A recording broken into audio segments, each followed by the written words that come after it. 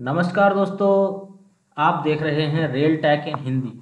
दोस्तों, आज की हमारी जो वीडियो का टॉपिक है वो है दोस्तों रेलवे में लोको पायलट कैसे बने, जिसे लोग बाग आम भाषा में बोलते हैं रेलवे ड्राइवर। तो जो रेलवे का ऑफिशियल शब्द है वो है दोस्तों लोको पायलट।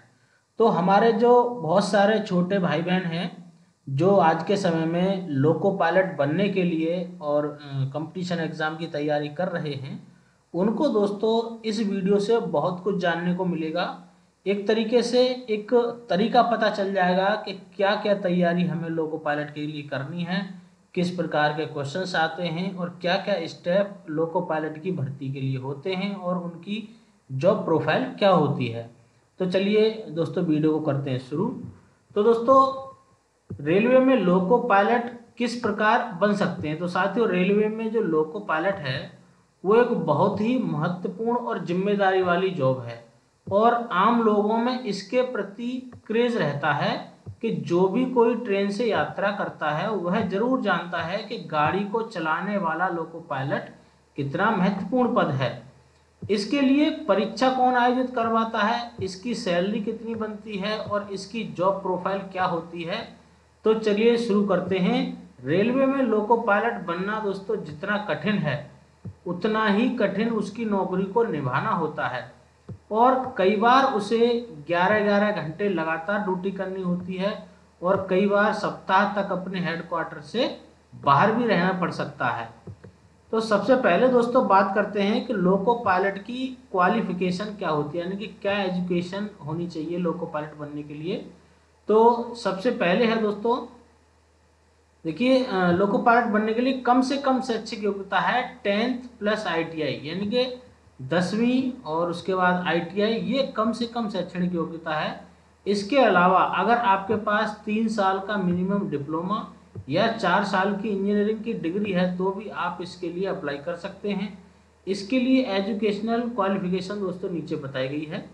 तो यहाँ पे देखिए, matriculation SSLC plus ITI from recognized institute of NCVT SCVT in the trades of armature and coil binder, यानी कि ये ट्रेड्स हैं, और electrician, electronics mechanic, fitter, heat engine instrument mechanic, और एक है आपका मशीनिस्ट है, मैकेनिक डीजल है, मैकेनिक मोटर व्हीकल है, मिलराइट मेंटेनेंस मैकेनिक है, मैकेनिक रेडियो एंड टीवी है, refrigeration and air conditioning mechanic है, ट्रैक्टर मैकेनिक है, टर्नर है और वायरमैन है। ये दोस्तों ITI की ट्रेड हैं। अगर इन ट्रेड से आपने ITI की है तो आप जो है लोको पायलट के लिए अप्लाई कर सकते हैं। इसके अलावा दोस्तों, matriculation SSLC plus course completed act apprenticeship, अगर आपने अप्रेंटिसशिप की है जो ट्रेड्स हैं इन्हीं में, तो भी आप जो है इसके लिए अप्लाई कर सकते हैं। इसके अलावा अगर आपके पास 3 ईयर डिप्लोमा है, मैकेनिकल का डिप्लोमा, इलेक्ट्रिकल का डिप्लोमा, इलेक्ट्रॉनिक्स या ऑटोमोबाइल इंजीनियरिंग, इनमें से अगर आपके पास कोई डिप्लोमा है तब भी आप अप्लाई कर सकते हैं। और combination of various streams of these engineering disciplines from a recognised institution in lieu of ITI। तो ITI के अलावा अगर आपके पास जो यहाँ पे जो कॉम्बिनेशन है वेरियस स्ट्रीम्स का, इनमें अगर आपका इंजीनियरिंग डिग्री है आपके पास, तब भी दोस्तों आप इसके लिए अप्लाई कर सकते हैं। और अब दोस्तों बात करते हैं लोको पायलट सिलेक्शन प्रोसेस। तो RRB ALP selection will be done in 4 stage, यानी कि 4 स्टेज में जो रेलवे के लोको पायलट है उनका सिलेक्शन होता है। सबसे पहले है आपका दोस्तों CBT 1, यानी कि कंप्यूटर बेस्ड टेस्ट होता है स्टेज 1 का। उसके बाद CBT स्टेज 2, उसके बाद होता है CBT स्टेज 3 और लास्ट में होता है आपका डॉक्यूमेंट वेरिफिकेशन। ये 4 स्टेप दोस्तों आपके ALP की परीक्षा में होते हैं। उसके बाद ही आप लोको पायलट दोस्तों बन पाते हैं। तो अब बात करेंगे दोस्तों RRB ALP exam pattern CBT stage 1 का। तो इसमें अगर बात करें दोस्तों, जो सब्जेक्ट हैं, जैसे मैथमेटिक्स एक सब्जेक्ट है, मैथमेटिक्स के 20 क्वेश्चंस दोस्तों इसमें आएंगे, और जनरल इंटेलिजेंस एंड रीजनिंग है, इसके 25 क्वेश्चन एग्जाम में आते हैं। जनरल साइंस सब्जेक्ट है एक, इसके 20 क्वेश्चंस आते हैं। और general awareness on current affairs, इसके भी दोस्तों 10 क्वेश्चन आते हैं।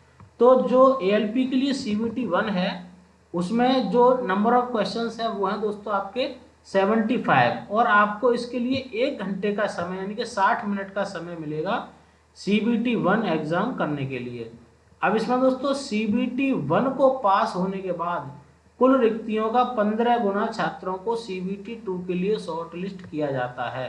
यानी कि जब आप सीबीटी 1 एग्जाम अगर क्वालिफाई करेंगे तो जितनी वैकेंसी है उसकी 15 गुना वैकेंसीज को सीबीटी 2 के लिए शॉर्ट लिस्ट किया जाता है। इसके बाद दोस्तों बात करें RRB ALP exam pattern CBT stage 2 का, तो सीबीटी 2 परीक्षा में दोस्तों 2 पार्ट होते हैं। एक पार्ट में ट्रेड से संबंधित प्रश्न पूछे जाते हैं जो कि क्वालिफाइंग प्रकृति का होता है, और ट्रेड टेस्ट अलग अलग ट्रेड के हिसाब से अलग अलग होता है। अब दोस्तों इसे थोड़ा समझते हैं।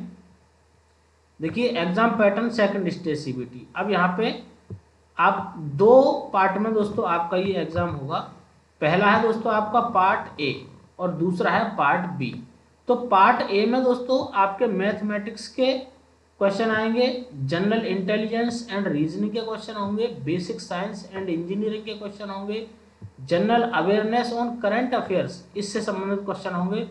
और ये 100 क्वेश्चंस दोस्तों आपके आएंगे और 90 मिनट में दोस्तों आपको ये क्वेश्चन सॉल्व करने के लिए दिए जाएंगे। इसके अलावा जो पार्ट 2 है बी है उसमें रिलीवेंट ट्रेड, यानी कि मान लीजिए आपने कोई आईटीआई की है इलेक्ट्रिकल से, तो जो इलेक्ट्रिकल से ट्रेड से संबंधित क्वेश्चंस आपके पार्ट बी में पूछे जाएंगे।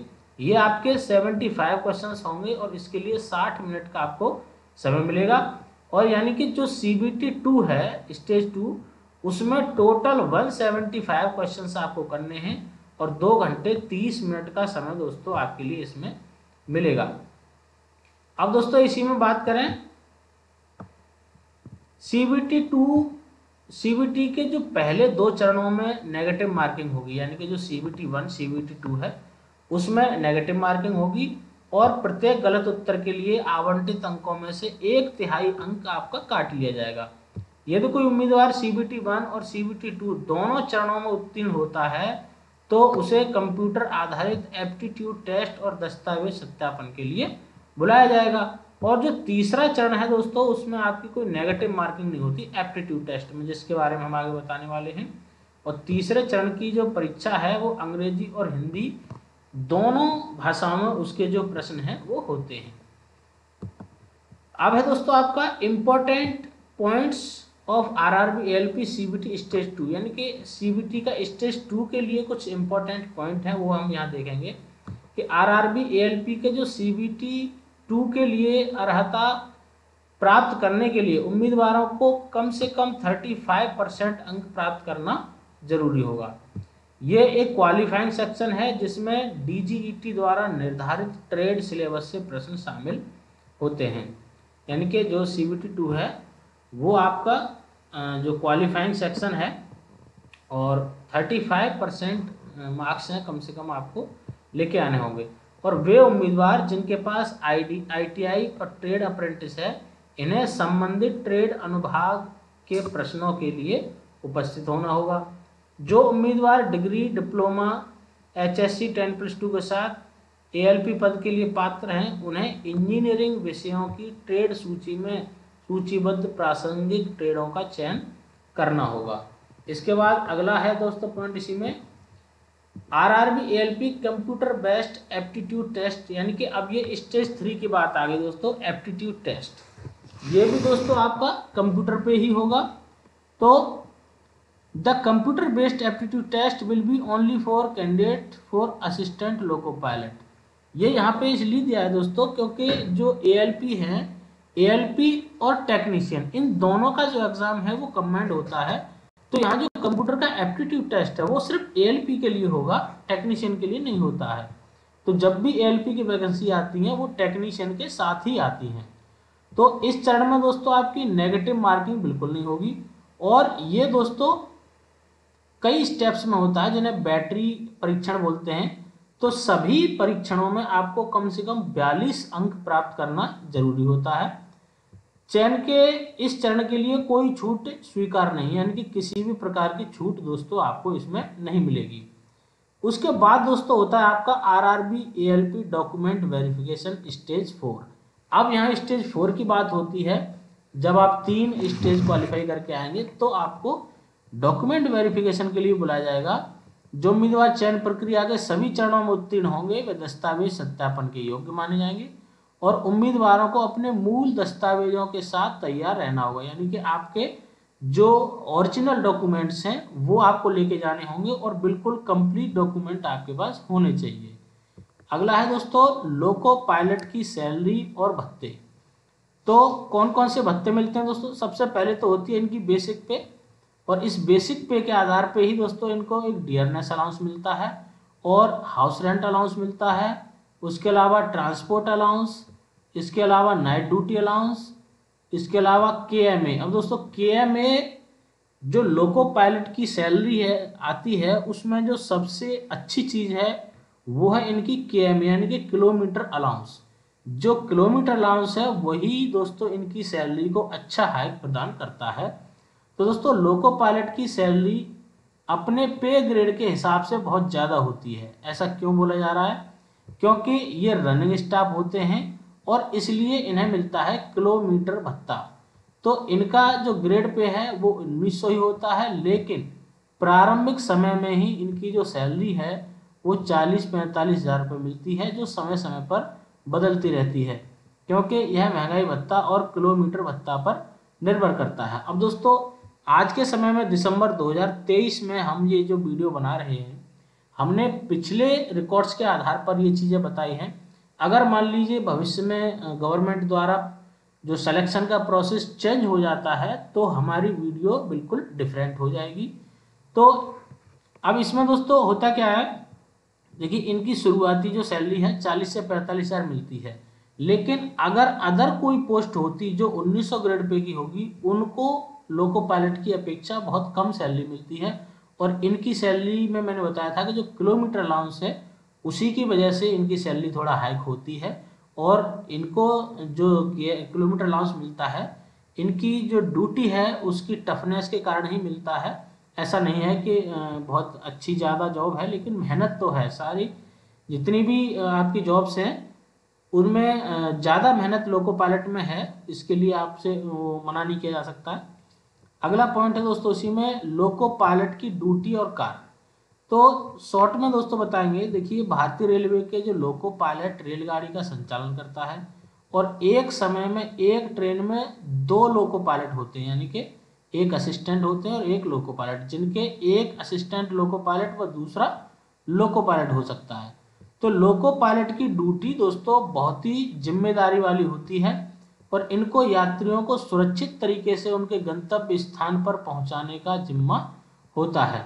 इन्हें सामान्यतः 8 घंटे कार्य करना होता है, लेकिन कई बार 11 घंटे भी कार्य करना होता है और कई बार दोस्तों सिग्नल न मिलने पर लंबे समय तक जंगल में भी रुकना पड़ता है। जब तक सिग्नल नहीं मिलेंगे गाड़ी आगे नहीं बढ़ेगी। अपने हेड क्वार्टर वापस आने के लिए ये अगली गाड़ी का इंतजार करना होता है और लोको पायलट को ड्यूटी के दौरान सजग रहना होता है, क्योंकि इनकी एक छोटी सी गलती से बहुत बड़ा हादसा हो सकता है। तो दोस्तों जो रेलवे के लोको पायलट हैं बहुत ही जिम्मेदारी वाली इनकी जॉब होती है, उसी के कारण दोस्तों इनकी सैलरी में भी थोड़ा हाइक होता है। तो दोस्तों वीडियो में दी गई जानकारी अगर आपको अच्छी लगी हो तो कमेंट करके ज़रूर बताएं और चैनल पे पहली बार आए हैं तो इसी प्रकार के वीडियो देखने के लिए दोस्तों चैनल को सब्सक्राइब जरूर करें। थैंक यू दोस्तों।